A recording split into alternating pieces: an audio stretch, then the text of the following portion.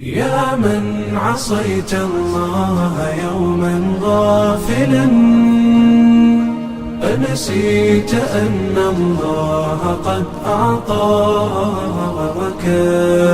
نعم عليك كثيرة، لو صنتها لأطعت خالقك الذي رباك،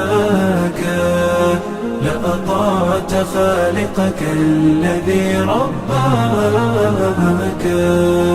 بصر وسمع والكلام